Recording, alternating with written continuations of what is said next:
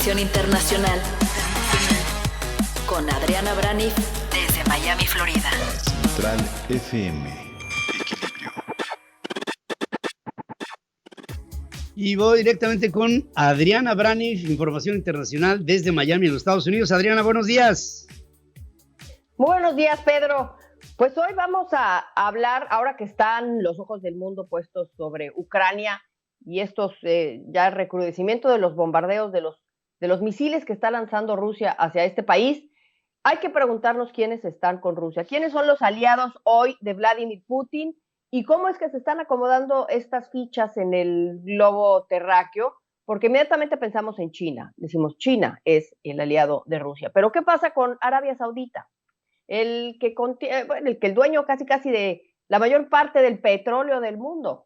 Es importante saber con quién está él. Y ayer se lo preguntaban así en la conferencia de prensa de la Casa Blanca a la vocero de la Casa Blanca. Le preguntaban si Arabia Saudita ya se había ido del lado de los rusos.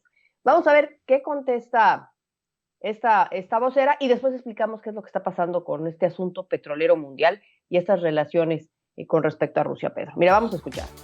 And believe that Saudi Arabia sides with Russia in this war? Well, we believe by the decision that OPEC Plus made last week, there certainly are aligning themselves with Russia. And right now, this is not a time. Dice, bueno, este es un momento en donde se ve que sí está Arabia Saudita de alguna manera alineándose con Rusia y no es el momento para que esto sea. Es decir, a pregunta expresa de si están de la mano, ¿no? Sí, y le preguntan eso porque está el tema que platicábamos la vez pasada, Pedro, la decisión de la OPEP, de los países exportadores de petróleo. Ayer, para dar contexto, Vladimir Putin se reúne con el líder de los Emiratos Árabes Unidos.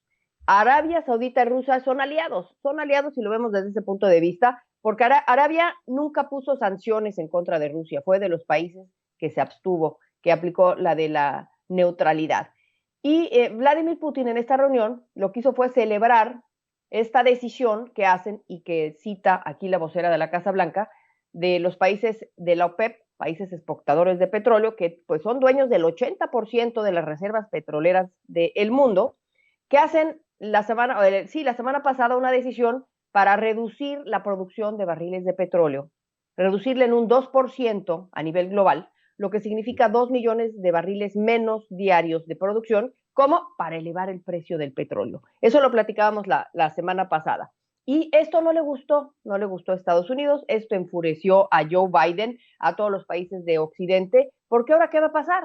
Pues ahora con esta decisión de subir el precio del petróleo, de manipular el precio del petróleo, pues va a subir la gasolina, cuando se implemente esto en noviembre, otra vez los insumos se van a encarecer, y esta lucha por tratar de detener la inflación que se está realizando en Estados Unidos, subiendo las tasas de interés, y bueno, prácticamente también en México y en todo el mundo, pues va a ser más complicado.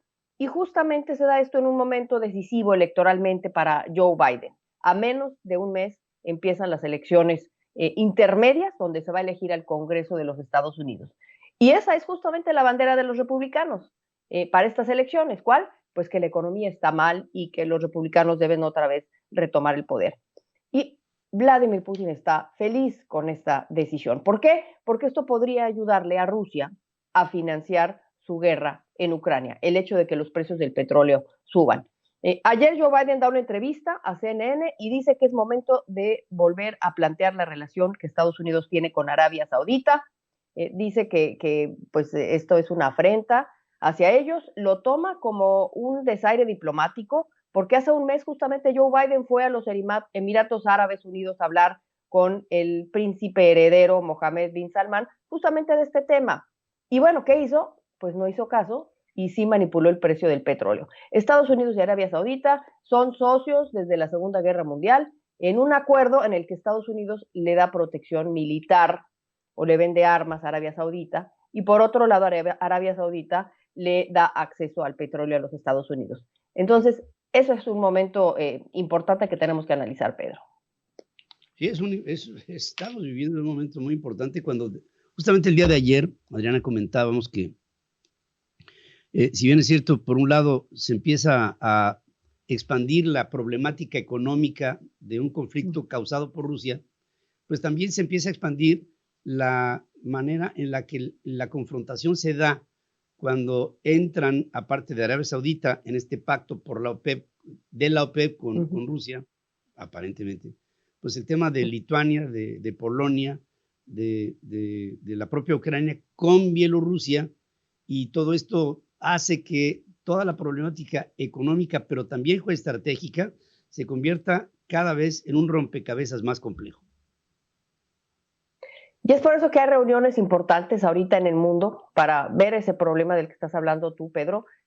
Tuvimos ayer la reunión del grupo de los G7, de los países más industrializados. Estuvo Estados Unidos, estuvo Canadá, los países europeos, en esta reunión de emergencia para ver cómo iban a responder a estos ataques que está intensificando Rusia en contra de Ucrania. Y bueno, están demandando que se retire totalmente Rusia de Ucrania. Esa es una reunión importante del G7. Por otro lado está la reunión de la Asamblea General de Naciones Unidas, que por cierto hoy es la votación para ver si se va a condenar o qué países van a condenar la anexión de Rusia de estas nuevas partes, de la parte este de Ucrania, del Donbass.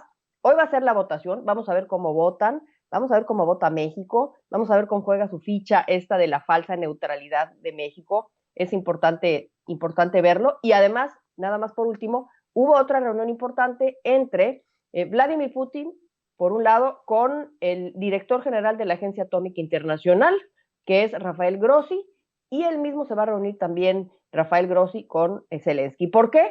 Porque tiene que hablar de evitar un desastre mayor, porque estos bombardeos también están alrededor de esta planta nuclear, la más grande de Europa, la de Zaporizhia.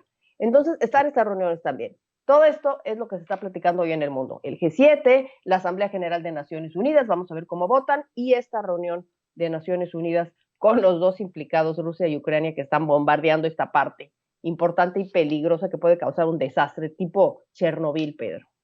Oye, y ya podemos registrar que hay un aumento de unos centavos, pero un aumento en el precio de las gasolinas y el diésel en los Estados Unidos, en Europa, en otras partes del mundo, y por supuesto en México esto se sigue apuntalando con los impuestos especiales sobre productos y servicios, pero de todas maneras la tendencia hacia arriba otra vez se ve y es manifiesta, querida Adriana.